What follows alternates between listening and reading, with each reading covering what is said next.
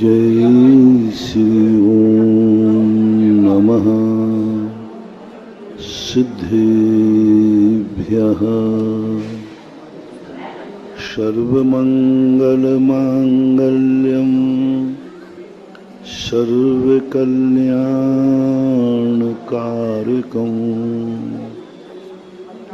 प्रधानं सर्वधर्माणां जैनं जयतु शासनं जैनं जयतु शासनं।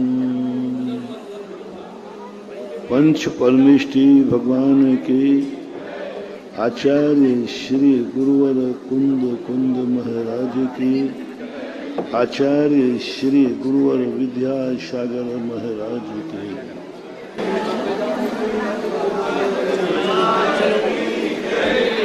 जो हम अपनी जिंदगी में चाहते हैं वह तो बाद में मिलेगा, लेकिन जो तुम्हारे पास है उसके संबंध में विचार किया जा रहा है। हम अपनी जिंदगी में भावी कल्पनाओं में उड़ते उड़ते जिंदगी खराब कर देते हैं, और जो हमारा वर्तमान है वो हमसे रूठ जाता है। तुम्हारे घर में कोई मेहमान आवे, जो सामने खड़ा है उसकी तो कीमत नहीं कर रहे हो, जो अभी नहीं आया है उससे पूछ रहे हो कि भाई वो क्यों नहीं आया। आप थोड़ा विचार करना, आपके घर में कोई रिश्तेदार आया, वो सामने खड़ा है, यात्रा करके आया है, बड़ी कठिन से यात्रा की है उसने, लेकिन आपने उसको तो कुछ भी नहीं पूछा और पूछने बैठ गए कि फलाना चंद क्यों नहीं आए, क्यों नहीं आए, क्या बात थी, कैसा था, हमें पूरा डिटेल में बताओ। तो जो सामने खड़ा है वो कहते भैया अब मैं भी जा रहा हूं। यही दी सेम स्थिति बनती है तुम्हारी जिंदगी की। जिंदगी में जो पुण्य तुम्हारे सामने खड़ा है, जो पुण्य अपन को मिला है, उसकी तो हमें कोई खबर नहीं है, और हम भविष्य की कल्पना करते हैं कल मेरा कैसा रहेगा, कल मेरे कौन से पुण्य का उदय रहेगा। तो जो वर्तमान है वो भी रूठ के चला जाता है। 90% ये हो रहा है। मैंने पहले ही कहा था, तुम लोग इतना सुख लेके आए हो कि पूरी जिंदगी आराम से चल सकती, लेकिन तुम्हारा सुख तुमसे रूठ रहा है, नाराज है, और वो कह रहा है कि इनको संभालो महाराज, नहीं तो मैं इनको बर्बाद कर दूंगा। पुण्य हमारे लिए आबाद भी कर सकता है तो बर्बाद भी कर सकता है। पाप से ज्यादा खतरनाक है पुण्य। पाप सबसे ज्यादा खतरनाक पुण्य है। यदि इस पुण्य के उदय में हमने सावधानी नहीं बरती तो ये पुण्य हमें बर्बाद कर सकता है। नीचे चलने वाले को उतना खतरा नहीं है, लेकिन प्लेन में घूमने वाले को, जमीन पे कोई चल रहा है रूठ भी जाएगा तो गिर जाएगा और क्या होगा, लेकिन जो प्लेन में उड़ रहा है यदि पुण्य रूठ गया तो फिर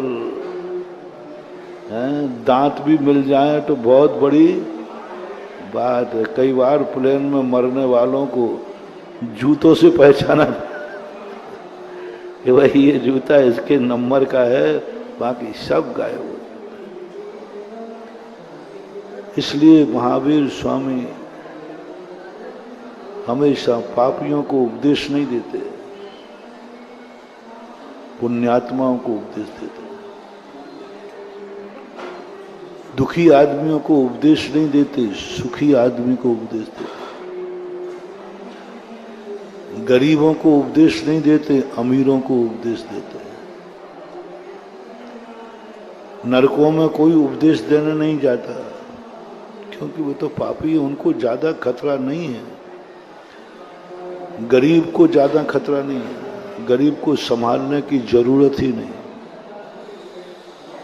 क्योंकि वो इतना गरीब है कि वो क्या पाप करेगा, उसको तो अभी खाने को रोटी भी नहीं है, वो कितने पाप कर देगा। दुखी आदमी कोई ज्यादा पाप नहीं करता, क्योंकि वो तो वैसे ही दुखी आदमी को पुण्य बंध कम होता, पाप बंध कम होता है। सबसे कम पाप बंध होता है जो सबसे ज्यादा दुखी होता है, गरीब होता है। अशुभ कर्म के उदय में अशुभ कर्म कम बनते हैं। जब जब तुम्हारे अशुभ कर्म का उदय आए, समझना चाहिए इस समय अशुभ कर्म कम बंद हो रहा है, क्योंकि अशुभ कर्म के उदय में तुम्हारे परिणाम भी धार्मिक हो जाते। दुख के दिनों में कोई ज्यादा पापी नहीं होता, कोई पापी नहीं। सुख के दिनों में पापी होता है। तुम्हारे घर में तुम्हारे किसी दिन कोई मरण हो गया, डेड बॉडी रखी है, उस दिन तुम कितने पाप करोगे? अशुभ दिन है ना, क्योंकि कोई मर गया, और कोई यंग ब्लड और मर गया, कोई पिताजी मर गया, कोई बेटा मर गया, कोई मर गया। ये सबसे अशुभ दिन मानते हो ना आप, है ना? उस दिन आप कितने पाप कर सकोगे? फ्री में शराब दिला दूं?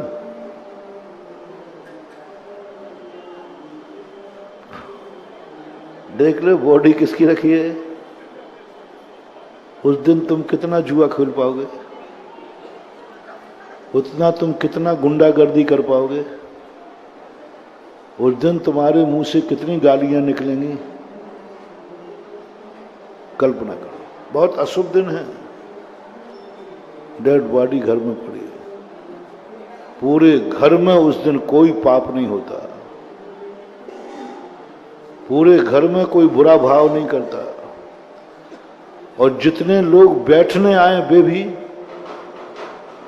आप लोग और बता दो, बैठने आए वे भी पी करके आएंगे कि बिना पिए? मुझे हेल्प करना थोड़ी, मैं जानता नहीं हूं। मरघट में जब अर्थी ले जाते हो तो उसमें छाछ चलने वाले पी करके जाते कि बिना पिए? शायद यही है। कितना भी बड़े पियक्कड़ क्यों ना हो,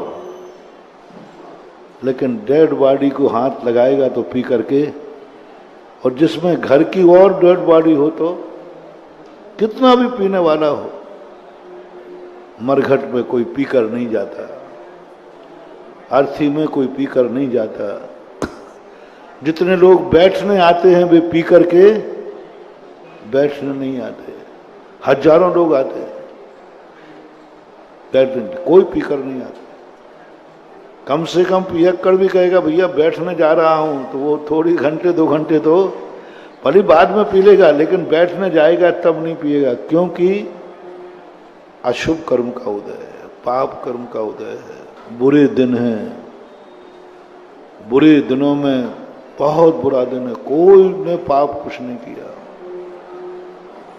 न कोई गाली दे रहा है, न कोई बुरा कर रहा है, सब कुछ हो ही नहीं रहा। यहां तक कि कोई खाने पीने की बात नहीं कर रहा।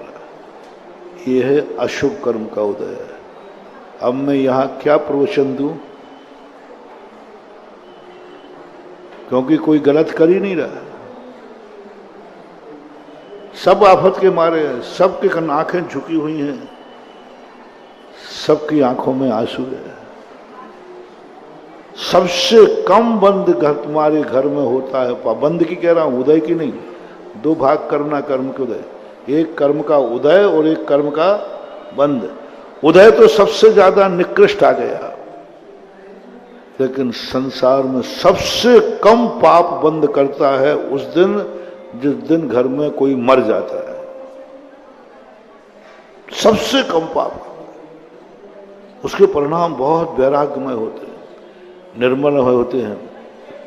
उस समय सब राम नाम सत्य है, अरहंत नाम सत्य है, नमो रिहंताणम नमो, सब के मुंह क्या, यानी इस दुनिया को धर्म तुमसे कराना है।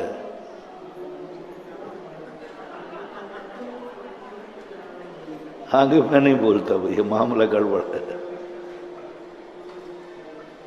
और कहा गया दुखी आदमी को ज्यादा उपदेश देने की जरूरत नहीं है, क्योंकि वो पाप ही नहीं कर रहा है, उसका कर्म ही उसको पाप नहीं करने दे रहा है। अब चलता हूं पुण्य के उदय में। शेयर करना, तुम्हारे घर में सबसे ज्यादा पुण्य का उदय खुशी किस दिन मनाई जाती है? जिस दिन बारात आ रही, शादी, बहुत पुण्य का उदय है। अब वहां कौन सा पाप है जो नहीं हो सकता है? और बड़े आदमी की बारात और है, बड़ा पुण्यात्मा है ना, बड़ा पुण्यात्मा है, और उसमें बड़े आदमी की बारात में लोग जो आए, बारात में लोग जो आए हैं वे भी पाप का भाव लेके आए, और तुम्हारा पुण्य का उदय है तो कह दो खोल दो बोतलें, बाहर खोल दो, कोई चिंता मत करो। सबसे बड़ा पापी यदि संसार में कोई होता है, अज्ञानियों की बात कर रहा हूं, अज्ञानी व्यक्ति का जब पुण्य का उदय होता है वो सबसे बड़ा पापी होता है, और अज्ञानी व्यक्ति के जब अशुभ कर्म का उदय होता है तो वो सबसे बड़ा धर्मात्मा होता है। अशुभ कर्म, और अज्ञानी के पुण्य का उदय आया नहीं और उसके पाप की स्थिति बढ़ी नहीं। अब मैं आप लोगों से पूछता हूं, मैं तुम्हारा गुरु धर्मात्मा हूं कि नहीं? तुम्हारा धर्म बढ़ाऊं कि पाप बढ़ाऊं? हमें दुखी करना पड़ेगा। प्रतिदिन एक एक डेड बॉडी, तुम धर्मात्मा कोई पाप करोगे ही नहीं, कोई पाप, हमें कोई उपदेश नहीं देना। बस सुबह उठते ही तुम्हारे अशुभ कर्म का उदय आ जाएगा, दिन भर आराम से निकल जाएगा धर्म का। ये संसार की नीति रीति बन गई है। इसलिए महावीर स्वामी कहते हैं, दुखियों को क्या समझा रहे हो, अशुभ कर्म को क्या समझा रहे हो? आज ये पाप नहीं करेगा क्योंकि दुखी है। क्या कहा? आज ये पाप नहीं करेगा क्योंकि दुखी है। उसको देखो, वो आज कोई भी पाप कर सकता है क्योंकि वो सुखी है, उसके पुण्य का उदय है, बहुत पुण्य का उदय है। खुशियां मनाई जा रही हैं, घर में लाइटिंग लगी है, बाजे बज रहे हैं, खूब जम के जो कुछ भी होता है खुशी वो सब हो रहा है। महावीर कहते हैं इसको संभालो, ये कुछ भी कर सकता है क्योंकि इसका पुण्य बहुत तेज है। ये जिस माटी को छूता है सोना हो जाता है। इसके इनकम ऑफ सोर्स बहुत है, बहुत पुण्य का उदय है। शरीर से भी स्वस्थ है, धन से भी स्वस्थ है, परिवार से भी स्वस्थ है, सब तरफ से पुष्ट है, सरकार में भी पहुंच है, सब तरफ से है। महावीर कहते इसको पकड़ो, इसको देखो, इसको संभालो, ये कुछ भी अनर्थ कर देगा, स्वयं भी बर्बाद हो जाएगा, दूसरों को कर देगा, क्योंकि सुखी है, क्योंकि सुखी है। इसलिए महावीर स्वामी ने सबसे ज्यादा उपदेश अमीरों को दिया, गरीबों को नहीं दिया। और वही नीति हमारी है। जैसे कोई गरीब दुखी व्यक्ति आता है ना, नो टाइम, निकालो उसको बाहर करो उसको। गरीब हो, दुखी हो, परेशान हो, उनके पास, उनके लिए मेरे पास कोई टाइम नहीं, मत आया करो रे। हम अपना तुम्हारे साथ में समय बर्बाद नहीं करना चाहते। उसके दो कारण हैं। पहला कारण है, मैं जन्म जन्म का पुण्यात्मा हूं कि पापात्मा? मैं। और जो दुखी है, गरीब है, वो जन्म जन्म का। कैसे संधि बैठेगी तुम्हारी हमारी? मैं जन्म जन्म का पुण्यात्मा, तुम जन्म जन्म के पापी, तुम्हारी रिश्तेदारी बनी नहीं सकती, तुम्हारी हमारी पटरी बैठी नहीं। 36 का आंकड़ा है। और दूसरा कारण है, तुझे धर्म का उपदेश देने की जरूरत ही नहीं है, क्योंकि तुझे तो धर्मात्मा कर्म ने बना दिया। कर्म ने बना दिया। कर्म ने कहा, यहां क्या बैठा है, मंदिर जा। यहां क्या बैठा है, महाराज के पास जा, आशीर्वाद लेके आ जा। कर्म की मार से लोग आते हैं, इतने लोग आते हैं, हम तो बहुत परेशान हो गए इन दुश्मनों को आशीर्वाद देते देते। 36 का आंकड़ा। मैंने जन्म जन्म का पुण्यात्मा करके आया हूं भाई, तुम जन्म जन्म के पाप करके आए हो। और इतना जो देखो सब 90% कर्म के मारे आते हैं मंदिर में। आज पंचम काल में 90% कर्म के मारे फेरते हैं नमोकार मंत्र की माला, कर्म के मारे पढ़ते हैं भक्तांबर पाठ, कर्म के कारण जाते हैं महाराजों के पास। और बस इसी से हमारा आंकड़ा ठीक नहीं बैठता। जो कर्म की मार से आता है, मैं उसको भक्त मानते ही नहीं। मेरा नेचर बिल्कुल उल्टा है। मैं वो नमोकार मंत्र वाला बाबा नहीं हूं, ना मैं भक्तांबर वाला बाबा हूं कि आओ रे जिनके दुख हो सबके दुख दूर करूं। कर्म की मार से दुखी होकर के जो मंदिर आ रहा है, मैं उसको गिनती में नहीं रखता हूं। ये तो कर्म का मारा है। कर्म का मारा यदि व्यक्ति भगवान के पास आ रहा है तो कौन सी बड़ी बात कर रहा है। कर्म की मार पड़ती है तो लोग तो गधे को बाप कह देते, ये तो भगवान ही है। कुछ गलत तो नहीं है? जब कर्म की मार पड़ती तो लोग तो गधे को भी, ये मुहावरा है, अटके पर लोग, तुम तो भगवान को ही भगवान कह रहे, कौन सा बुरा कर रहे हो?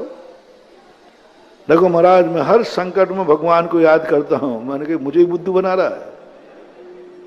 संकट में तो तू गधाई को बाप कह देगा। महाराज ये देखो, मुझे कभी भी संकट आता है मैं तुरंत अभिषेक करने आता हूं। हाँ, मालूम है, कर्म के संकट के मार में तो भगवान का अभिषेक कहता हूं, गधे के पैर धो के पी जाए,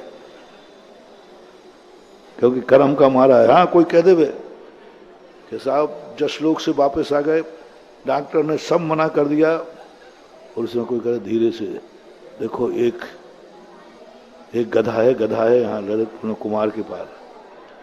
ऐसा सुना है कि उसका गधे के पैर धो करके यदि पी जाओ तो ठीक हो जाते हैं। बोलो तुम क्या करोगे? सब तरफ से हताश हो चुके हो, झूठ मत बोलना। सब तरफ से हताश हो चुके हो। क्या कहा भैया? क्या कहा? इतनी सावधानी से गुरु की आवाज नहीं सुनोगे? क्या कहा भैया तुमने? सही, हाँ मैंने सुना है भाई। देखो मन बन जाएगा।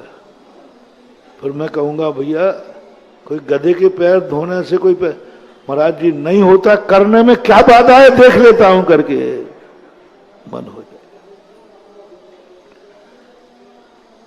कर्म की मार में तो तुम गधे के पैर धो लो, हम तो कम से कम तुम्हें भगवान के ही पैर धुलवा रहे हैं।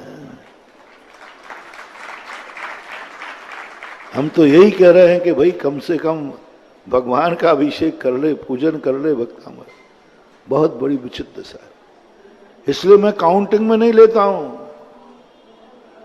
जो व्यक्ति दुखी होकर के आते हैं, दुखी मन से आते हैं, परेशान होकर मंदिर आते, माला फेरते, मेरे दर्शन करने आते, मैं इनको भक्त मानते ही नहीं हूं।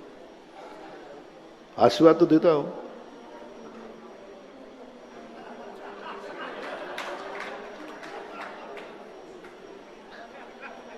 अब नहीं दे तो माथा फोड़ी करेगा। अब यार वो जाएगा ही नहीं, क्योंकि कर्म का मारा हुआ व्यक्ति बहुत बेशरम होता है। कर्म का मारा हुआ व्यक्ति कितना भी तुम मना करना, कितना भी रोकना, वो कहते भैया आप जो कहो तो करो, मुझे तो महाराज के है ना। बहुत कर्म का मारा व्यक्ति तुम कितना भी कुछ करना, वो क्या करेगा, बस भैया मुझे बहुत दुखी हूं, बहुत दुखी, महाराज के बस पैर छू लेना दो। धक्का भी दोगे तो वो धक्का भी दुखी है ना, परेशान है, क्या करे। और अगर महाराज जी के दर्शन नहीं होंगे अभी 2 घंटे, बोले साहब मैं 2.5 घंटे बैठ जाऊंगा। और 2.5 घंटे भी बैठ, क्योंकि उसकी महाराज के प्रति नहीं है, वो दुख से परेशान है, दुख से परेशान। महानुभाव, इसलिए दुखी आदमी मंदिर जावे, समोषण में जावे, महाराज के पास जावे, मत समझना कि ये धर्मात्मा है। दुखी मन में जब तुम्हारा मन आवे, जब तुम बहुत परेशान हो और मन करे कि चलो बहुत परेशान हो गया, महाराज जी एक ही शरण है, महाराज के पास चलते हैं, मत समझना कि तुमने गुरु बनाया है, मत समझना कि तुम भक्त बन गए हो। कभी नमोकार मंद की माला फेरने का भाव आवे दुख में, मत समझना कि तुमने नमोकार मंद को स्वीकार कर लिया है। कभी मन आवे कि बहुत दुखी हूं, तीर्थ यात्रा पर जाता हूं, शिखर जी की वंदना, मत समझना कि तुम भक्त हो। तुम भी समझना और दूसरे को भी समझना। मैं तो समझता हूं, मैं तो मेरी नेचर सबसे बड़ा परेशान मैं हूं, तो मैं सीधी सीधी सही सही बोल देता हूं। तो लोग कहते हैं महाराज जी, तो महाराज जी अब क्या करें, सुधा सागर महाराज तो बड़े आदमियों का महाराज है, बड़े आदमी का, गरीब की तो वहां कोई पूछ रूछ। इसका तो मामला सही है। बाजार गर्म है इस मामले में, और ये आचार्य जी को भी है, वो तो हमसे भी और ज्यादा है। वहां तो 99% कहते भैया काय को जा रहे हो, वहां तो दर्शन ही मिल जाए तो बहुत अमीर हो तो जाओ तो उनको समय मिलेगा। अब आचार्य जी के दर्शन करने के लिए पहले क्या बनना पड़ेगा,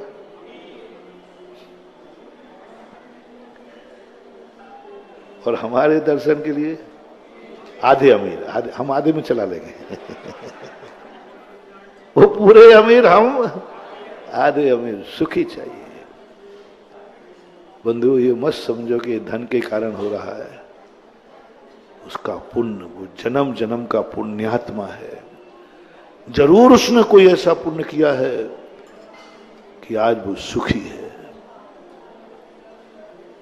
और जो सुखी होता है वो धर्मात्मा कम होता है। अपनी परिभाषा क्या बना रहे हैं, जो दुखी होता है वो धर्मात्मा, जो सुखी होता है वो धर्मात्मा कम होता है। और कोई सुखी आदमी धर्मात्मा आन जाए तो समझ लेना ये चौथे काल का व्यक्ति है। क्यों नहीं समय दूंगा, आपको अनेक मुनिराज मिले पंचम काल में, हीन संगनन में, उसके बाद साधुओं की शक्ति नहीं है, गर्मी सर्दी सब लगती है। महाराज कहते महाराज जी आप मना करते हो कूलर एसी के लिए, पंचम काल के महाराज हैं, आप लोग तक पक्ष कर लेते हो, आप लोग बहुत दयालु हैं। महाराज जी देखो, हम लोग जानते हैं गर्मी का स्वाद क्या है। थोड़ा कूलर एसी लग गए तो आप क्यों महाराज उन महाराजों की फजीती करते हो? हाँ, पंचम काल में है तो सही, शक्ति तो नहीं, गर्मी तो लगती है, ठंड में ठंड भी, और पैरों में चलते हैं तो कांटे, तो ये तो सब पक्का है। महाराज जब आप भी अनुभव है आपको, तो फिर थोड़ा बहुत कोई ले लेता है तो कोई बात नहीं, हमें तो कोई आपत्ति है ही नहीं। फैसला आपके हाथ में है, फैसला आपके हाथ में है। हिम्मत हो तो निर्णय करना। मैं आज से कितना भी शीतलाचारी साधु होगा तो भी हम कुछ भी नहीं बोलेंगे, कुछ भी नहीं कहेंगे। मैं यही कहूंगा, कोई कहेगा महाराज जी फला, हम कोई बात नहीं, पंचम काल है, हिंद संगठन है। हाँ महाराज जी वो 2 बार भी भोजन कर ले तो, महाराज जी देखो देखो समझो बात को, आप समझो, पंचम काल है ना, पंचम काल है। तुम जो कहोगे मैं उसमें हाँ कह दूंगा। देखो आज मैं बहुत तुम्हारे बहुत लिबरल हो रहा हूं। तुम जितनी साधु को छूट दिला देना, ये कह के कि पंचम, ये कह के कि शक्ति कम है ना। अभी तो हाँ कही दो कम से कम, अभी तो हाँ महाराज बात तो सही है। अब मैं आपसे पूछता हूं, छाती पे हाथ रख के बोल रहा, निर्णय करना। मैं बहुत बड़ा फैसला कर रहा हूं आज की सभा में, तुम्हारे पक्ष में, तुम्हारे साथ हो रहा हूं, जो कहवाओ कर लूंगा।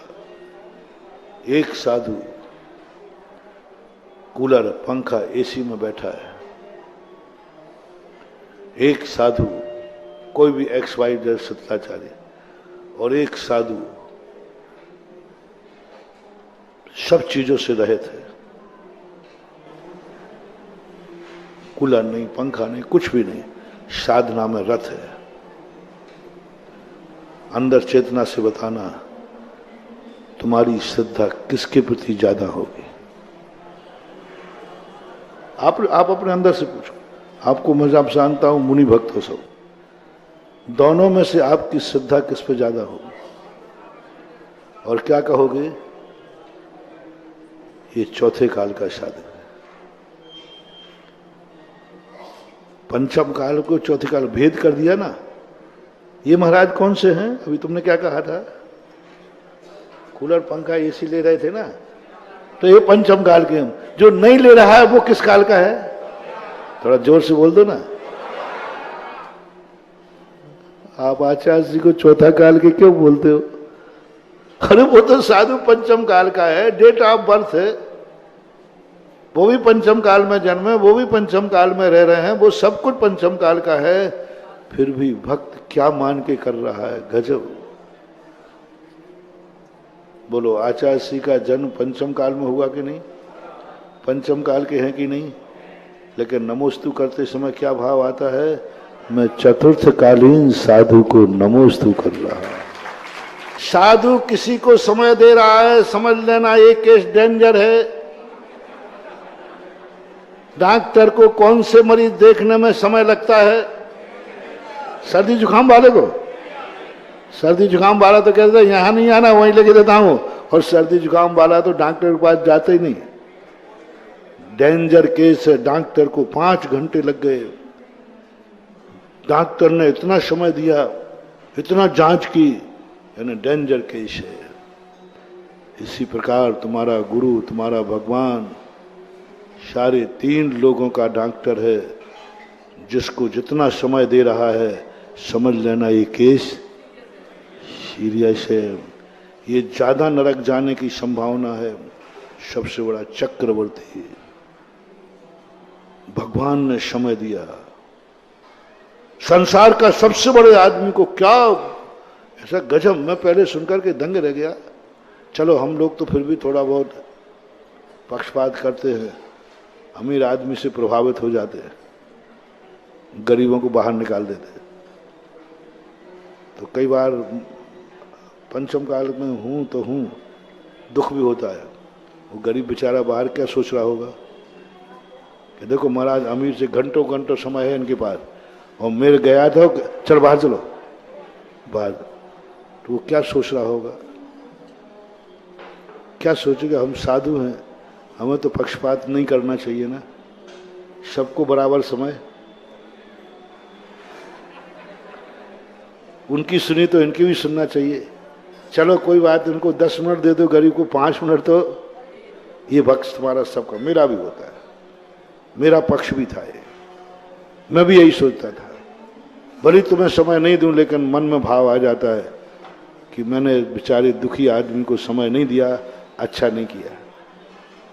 और सुखी आदमी को बैठा हुआ हमने घंटे भर दे दिया, गरीब को 1 मिनट नहीं दिया, अमीर को मैंने घंटा भर दे दिया। आता है इंसान हो रे, इंसान हो, मुझे भी भाव आता। लेकिन मैंने कहा कि ये गलती हम ही लोगों से हो रही कि अपने बड़ों से हुई। तो मैंने सीधा भगवानों को उठाया, मैंने कि भगवान आप क्या करते थे। छोटे आदमी कभी अपनी क्रियाओं पर डाउट हो तो वो किसको देखता है। तो मैंने भगवान बोला, भगवान आप क्या करते थे, आप क्या सबके साथ आप पक्षपात करते थे कि नहीं, कि आप सबको बराबर समय देते थे, सबको बराबर आशीर्वाद देते थे, सबको बराबर देते थे। भगवान को मैंने देखा, मैंने कहा भगवान आप क्या करते थे, आपके समय भी तो अच्छे बुरे लोग थे, आपके समय भी सुखी दुखी लोग थे, आपके समय भी गरीब अमीर थे, आप क्या करते थे भगवान।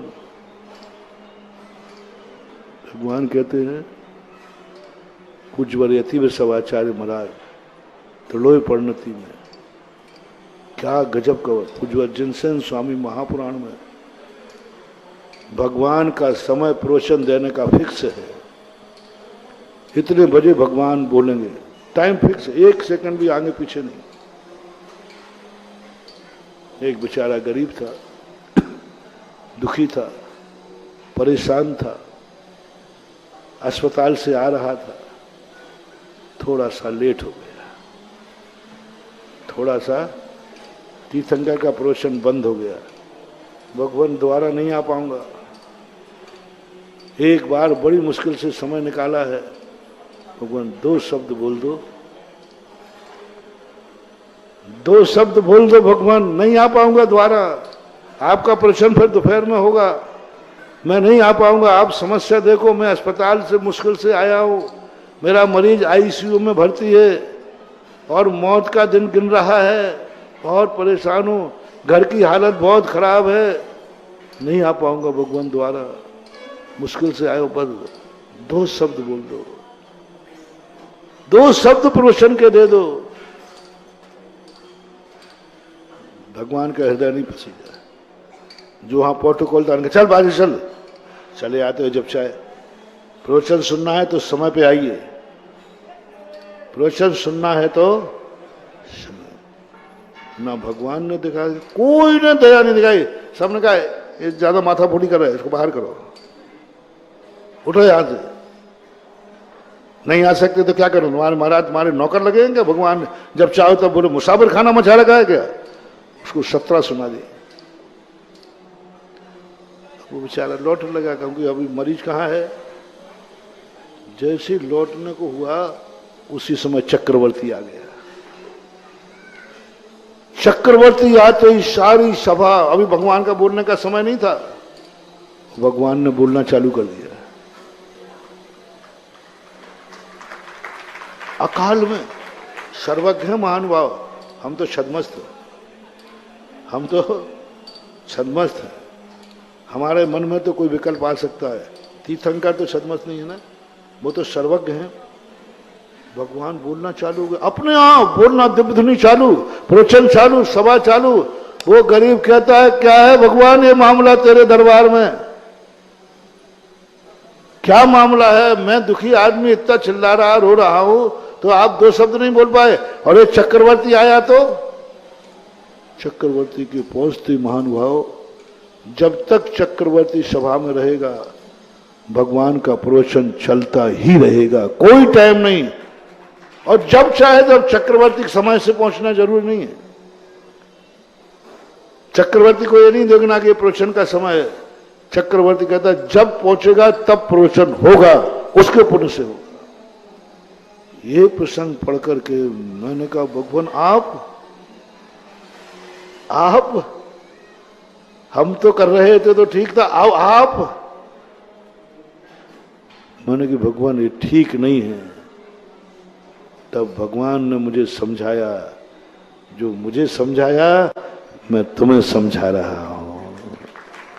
उन्होंने कहा देखो ये कहां से आया था? अस्पताल से, दुखी। यहां से लौट करके कोई पाप कर सकता है? सीधा कहां जाएगा? दुखी आदमी। और ये चक्रवर्ती है ना, ये भी जाएगा, इसके पास भी टाइम नहीं है। और यहां से लौटने के बाद ये क्या कर सकता है? कुछ भी कर सकता है। इसलिए इसको जितनी देर यहां बैठा रहे अमीर, उतना ही जगत में शांति है। और क्योंकि जितनी देर यहां बैठेगा और जितना समय मैं दूंगा, 1000 गरीबों को उपदेश देने से गरीबी दूर नहीं होगी। एक अमीर को धर्मात्मा बना दे तो 1000 के पेट की आग बुझ जाएगी। एक अमीर सुधर जाए, एक अमीर सुधर जाए, राजा सुधर गया चक्रवर्ती, तो 6 खंड सुधर जाएगा। और 6 खंड सुधर जाए और राजा ना सुधरे तो कानून उसके हाथ में। इसलिए अमीर आदमी को सुधारो, पुण्यात्मा को सुधारो, तुम भी सुधरो। 2 बातें कर रहा हूं, मुझे भी छूट दो। गरीब लोगों, महाराज आज से हम आपका कोई समय खराब नहीं करेंगे। आप तो अमीरों को दे दो ललितपुर के। ललितपुर के अमीर सुधर गए ना तो ये नगरी चौथे काल की हो जाएगी। गरीबों के कारण नहीं। समाज को भ्रष्ट कौन करता है? नियम कानून कौन तोड़ता है? रात्रि भोजन की शादियां यहां त्याग की गई थी, किसने तोड़ी? तो हम किसको सुधारें? आ गया, मुंह से निकल गया। पैसे नहीं निकालते, धोखे से निकलवा लिया। पुण्यात्मा को कहो हे भगवान, हमारा भगवान, हमारा गुरु पुण्यात्माओं को इतना समय दे कि वे सारे धर्मात्मा बन जाएंगे। और बेधर्मात्मा बन जाएंगे तो सारे जगत का बेड़ा पार हो जाएगा। यदि मैं गरीबों को समय देता तो क्षेत्रपाल बन जाता। किनके कारण बना? दर्शन कौन करेंगे? गरीब। मूर्खो, तुम मंदिर बना करके क्या, तुम्हारी किस्मत में ही नहीं थे तुम मंदिर बना लेते। मैंने अमीर को समय दिया, मंदिर वो बना गया, वो तो आएगा ही नहीं। आएंगे कौन? वाह रे वाह, ये है मोनोपोली। समझो रे, समझो रे। तुम समझ रहे हो मैं अमीरों का महाराज हूं, अरे मैं गरीबों का बादशाह हूं। तुमसे कहते भैया मंदिर बनाओ, दर्शन करो, तो तुम कहते महाराज जी घनी खम्मा अन्नदाता, पहले हमें रोटी तो लाओ। हम अपना घर का मकान नहीं बना पा रहे, मंदिर क्या बनाएंगे? हम घर से फुर्सत नहीं है। गरीबों को मंदिर बुलाना है, गरीबों से पूजा कराना है, तो हमें किसी अमीर को समय देना ही पड़ेगा। अब गरीब सोच रहे हैं अमीर को समय दे रहा है। उन मूर्खों में इतनी बुद्धि कहां है कि अमीर को समय दिया जा रहा है। इसका अर्थ है अब गरीबों का उद्धार होने वाला है। अब गरीब कोई बिना दर्शन के नहीं रहेगा, अब गरीब कोई बिना पूजन के नहीं रहेगा, अब गरीब बिना अभिषेक के नहीं रहेंगे, क्योंकि महाराज के पास एक अमीर आया है, वो मंदिर बनाएगा, अपन सब पूजा पाठ करेंगे। बोलो, मैंने अमीर का मंदिर बनवाया है या गरीबों के लिए मंदिर बनवाया है? अब तो कह दे रहे भैया, सोच है तुम्हारा छोटा। अमीर आदमी जब महाराज के पास बैठे हो, बाहर बाजी बजाओ, जरूर आज कुछ नई घोषणा होने वाली है। जरूर आज कुछ नया होने वाला है जो हम पूरे ललितपुर वाले नहीं कर पाएंगे, वो होने वाला है। क्योंकि बड़ा आदमी बैठा है, या तो सुधर के आएगा, और यदि ये सुधर गया तो सारे जगत को सुधार देगा। एक बड़ा आदमी दानी बन जाए तो वो 1000 लोगों की रोटी दे सकता है, धर्मात्मा बन जाए। और 1000 भूखे यदि धर्मात्मा बन जाए तो हम सारे भिखारियों को धर्मात्मा बनाते हैं। हे भिखारियों, सबको दान देना चाहिए। कितना चिल्लाऊं? और यही आवाज किसी अमीर के यहां लगा दूं तो, और यदि वो भक्त बन गया तो 1000 अमीर गरीब सुधर जाएंगे। तीर्थंकर के समोषण में भगवान ने कहा इसको सुधार दो, 6 खंड सुधर जाएगा। सुख के दिन एक बात तो आज तुम्हें सोच के रख लेना, मंदिर में कोई अमीर आदमी आए तुम पीछे हट जाना। सब लोगों के लिए मेरा कहना है, अमीर जब तुम बैठो तो प्रवचन के बीच में 2-3 बार पीछे जरूर देख लिया करो। तुमसे अधिक पुण्यात्मा को पीठ मत दिखाना, तुमसे अधिक अमीर, तुमसे अधिक व्यक्ति सुखी आदमी पीछे मत बैठाना, पीछे मत बैठाना, क्योंकि वो तुमसे अधिक सुखी है, तुमसे अधिक अमीर है, तुमसे अधिक गुणवान है, तुमसे अधिक है, और तुम उसमें कमजोर हो। पीठ मत दिखाना, उसको आगे लाओ, आगे लाओ उसको। मंदिर में भी यदि अमीर आए तुम अभिषेक पीछे हट जाओ, उसको आगे कर लेना।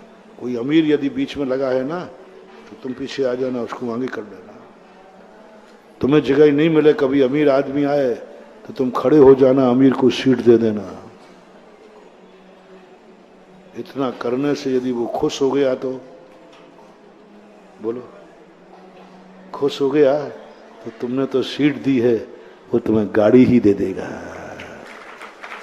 तुमने तो क्या दी है, वो तुम्हें गाड़ी दे देगा। कभी महाराज के पास आवे तो कहना भैया आप जाओ, आपको समय मिल जाए तो हमारा काम हो जाएगा।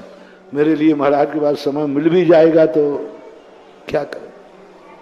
सड़क पर तुम चलते हो ना, मैं सदा कहता हूं, उदाहरण दे रहा हूं। आपके पास साइकिल है, कौन सी साइकिल?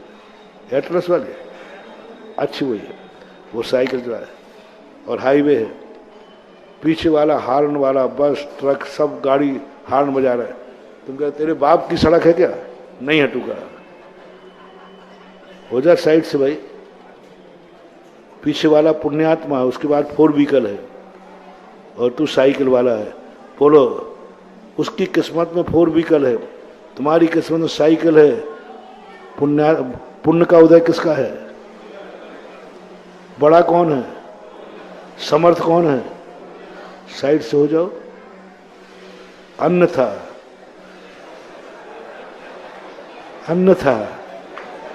एक टिल्ला लगेगा, उसका कुछ नहीं गिरेगा और तुम साइड में खंती में पड़े दिखाओगे। सड़क पर जिसका छोटा वाहन है वो साइड से चले, बड़ा वाहन मूल पे चलेगा। यही सिद्धांत है। छोटा वाहन वाला कहां चले और बड़ा वाहन वाला क्यों? बड़ा है ना, बड़ा है। और तुमने यदि बड़े से भिड़ने की प्रयास की और उसका दिमाग खराब हुआ, हाँ ट्राला है, पता ही नहीं चलेगा, उसका तो कुछ नहीं बिगड़ेगा। साइकिल टकराएगी तो बताओ क्या बिगड़ेगा उसका, लेकिन साइकिल वाले का। ये उदाहरण है। इसी प्रकार कभी पुण्यात्मा से मत टकराना, पुण्यात्मा से पीठ मत दिखाना। पुण्यात्मा जैसे आए साइड दे दो, पुण्यहीन को सदा पुण्यात्मा को साइड देना पड़ेगी। नहीं दोगे तो जो पुण्य है वो भी खत्म हो जाएगा। कर्म सिद्धांत भी यही कहता है, ये तुम्हारी रोड की बात नहीं, कर्म सिद्धांत में यही लिखा। अपने से अधिक कोई पुण्यात्मा यदि पीछे है तो तुम्हें पाप का बंध होगा। तुम आगे आगे चलो, मैं पीछे चलूंगा। ऐसा करना, कल से मैं उधर पीछे बैठूंगा। मैं तो बैठ जाऊंगा, लेकिन तेरा क्या होगा रे कार्य? मैं तो पीछे हो जाऊंगा, पाप का बंध किसे होगा? दुनिया का ही शर्म नहीं आती महाराज को पीट? दुनिया ही कह देगी, तेरा मन कह देगा, क्योंकि तुम्हें मालूम है कि मेरे से अधिक गुणवान महाराज हैं। इसलिए 2 प्रसंग पुण्यात्माओं को मंदिरों में आने दो। चौथे काल की विशेषता थी, मंदिरों में गरीबों को दर्शन नहीं मिलता था, मिलते ही नहीं, बहुत बाद में 11-12 बजे के बाद गरीब जा पाता था। सावधान, मंदिरों में जितने गरीब हैं वे 11-12 बजे जाकर के मंदिर जाते थे। उसके पहले उनको मंदिर में जगह ही नहीं मिलेगी, क्योंकि सबसे पहले चक्रवर्ती का परिवार मंदिर को हाउसफुल कर देता था। और बड़ा आदमी आएगा तो प्रोटोकॉल, जब नेता आता है तो सड़क क्या कर देते हो, कोई नहीं जाएगा। मंदिर चौथे काल के मंदिर की विशेषता, सुबह सबसे पहले जितने बड़े आदमी हैं, राजा महाराजा चक्रवर्ती, सबसे उठते ही मंदिर आते थे, पूजन अभिषेक करते थे। और उनका परिकर इतना होता था कि गरीब को जगह ही नहीं। जब वो चला जाता था तब गरीबों के मंदिर, दुखी लोगों के लिए मंदिर खुले रहते थे। आज दुखियों से, गरीबों से मंदिर भरे हैं। अमीर कहाँ है? अमीर कहाँ है? अमीर मंदिर के समय घरों में सोवे, गरीब समय मंदिर पे रहे, ये पंचम काल है। और अमीर मंदिर के समय में मंदिर में रहे और गरीब मंदिर के बाहर रहे, ये चौथा काल है। क्योंकि अमीर लोगों ने मंदिर भर दिया, 96,000 रानियां हैं, उनका परिवार, कहां से जगह मिलेगी तुम्हें? कितनी बड़ा मंदिर बना लो। बोलो, इस मंदिर को चौथे काल का बनाना है कि नहीं? जोर से बोलो। तो बस आज से प्रयास करो, कितने अमीर लोगों को तुम मंदिर बना रहे। प्रातः काल उठ करके जिस मंदिर में, उस नगर के जितने परसेंटेज अमीर मंदिर में रहेंगे, वह मंदिर उतना ही महान माना जाएगा और चौथे काल का बना। क्योंकि ये मंदिर में, इस नगर का हर अमीर आदमी सुबह उठ करके मंदिर में मिलेगा। वह नगरी चौथे काल की है। जिस नगरी में कहा जाए ये नगरी चौथे काल की है, बोले यहां का हर अमीर आदमी प्रातःकाल कहां मिलेगा? प्रातःकाल मंदिर में क्या कर रहा होगा? अभिषेक कर रहा होगा। कौन कहा है? गरीब के अमीर? अमीर कह रहा हूं, अमीर आदमी, इस नगर के जितने अमीर हैं प्रातःकाल मंदिर में मिलते हैं। समझ लेना, वह चतुर्थ कालीन नगरी है पंचम काल की, लेकिन चौथे काल की। और अमीर आदमी कान खोल के सुन ले, तुम्हारे पास सारे सुख हैं, अमीरी है, और तुम्हें उठ करके भगवान के अभिषेक करने का भाव आ रहा है, तुम पंचम काल के नहीं, चतुर्थ कालीन श्रावक हो। इसलिए अब आपको मेरा कहना है, आपको व्यक्तिगत कहना है, जिस दिन आपको लगे मेरा अच्छा दिन है, जिस दिन लगे मेरा आज सुख का दिन है, जिस दिन लगे कि आज मेरे पास पैसा है, उस दिन आपको क्या भाव करना है? आज तो जरूर मंदिर जाऊंगा, क्योंकि आज मैं फ्री हूं, सुख का दिन है, आज मेरा सुख का दिन है, आज तो जरूर मंदिर में जाऊंगा, मेरे पास लाख रुपया बचा हुआ है। यदि ऐसा भाव तुम्हारा आ गया तो तुम भी चौथे काल के श्रावक हो और जाओ, भूल से पंचम काल में जन्म गए हो। क्योंकि पंचम काल में पुण्य के उदय में पुण्य करने का भाव आना, धन आने के बाद धर्म करने का भाव आना, सुख में धर्म का भाव आना, ये चौथे काल की निशानी है। चौथे काल। तो व्यक्तिगत भी आपको क्या बनाना है? दुख के दिनों में आपको छूट है गार्डन जाने की। फेल हो जाओ तो गार्डन में घूमने जाना, और पास हो जाओ तो सीधे क्षेत्रपाल आ जाना। मंडी में घाटा लग जाए तो क्षेत्रपाल मत आना, किसी ऊटी घूमने चले जाना। अब काय से खाक जाऊंगा, मेरे भार नहीं लग गए तो हम भी कोई कम थोड़ी हैं। तुम कहो महाराज आपने ऊटी घूमने के छूटी नहीं दी, आप तो चाहे तो हम सब बाबा जी बन जाए, नहीं दी है। जिस दिन घाटा लग जाए उस दिन ऊटी जाना। किराए से उठा लेना पैसा लोन पे, नहीं उठाओगे। और जिस दिन तुम्हारा फायदा हो जाए उस दिन श्रीफल लेकर के अभिनंदन नाथ भगवान के चरणों में आ जाओ। भगवान और गुरु हंसता चेहरा देखना चाहता है, रोता नहीं। रोता चेहरा किसको अच्छा लगता है? हंसता चेहरा देखना चाहता है। जब भक्त का चेहरा हंसता हुआ आता है तो भगवान और गुरु की वर्णना, हमारा भक्त हंसता हुआ आ रहा है, वाह मजा आ गया। फिर वो दोनों हाथ से देता है, सदा हंसता रहे। तू हंसता आएगा, लौटेगा तो सदा हंसी का आशीर्वाद पाएगा। सदा हंसी का आशीर्वाद पाएगा, क्योंकि हंसता आया था, खुश आया था। जैसे आप अपने बेटे को हंसता देखने पर खुश होते हो कि दुखी देख करके? हंसता देख। और जब बेटे की हंसता देखता है और जो दुआ निकलती है मां के अंदर से, पिता के अंदर से जो दुआ निकलती है, वो दुआ उसे जिंदगी भर खुश कर देती है। और रोते समय आते हो तो तुम्हारे आंसू देखकर मां भी रो पड़ती है। अब वो दुआ क्या खाक देगी? वो दुआ अब क्या खाक देगी? क्योंकि वो खुद रोने। अब मैं क्या दुआ दूं तुम्हारे दुख से, मैं खुद दुखी हो गया। डॉक्टर यदि मरीज को रोता देखकर स्वयं रोने बैठ जाए तो क्या होगा? वो दवाई कर लेगा? दुखी देखकर यदि वो दुखी हो जाए तो नहीं करेगा। हम लोग क्या करें तुम्हारे लिए?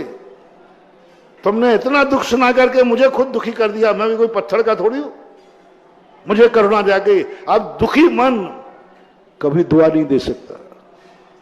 दुखी मन ताकत खत्म हो जाती है, ताकत खत्म हो जाती है। और सुखी मन जब होता है, तुम भी कुछ बांटोगे।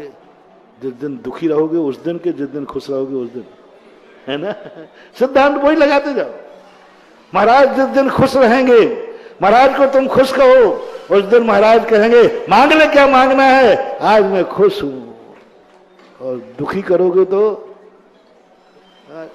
ले भाई ले, चल ले। अपना प्रसंग समय हो गया। आज बहुत मार्मिक बात कही।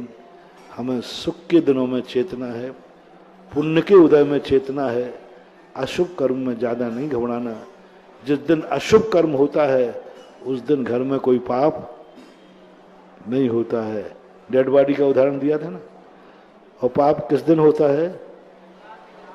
जिस दिन कोई अच्छा दिन आता है उस दिन घर को बचा लो, उस दिन बारात को बचा लो, उस दिन अपने नगर को बचा लो, उस दिन अपने मन को बचा लो, उस दिन अपनी आंखों को बचा लो, उस दिन अपने मुंह को बचा लो, उस दिन अपने हाथों को बचा लो, उस दिन अपने पैरों को बचा लो। किस दिन? जिस दिन पुण्य का उदय है, बस सब काम हो जाएगा। महावीर भगवान।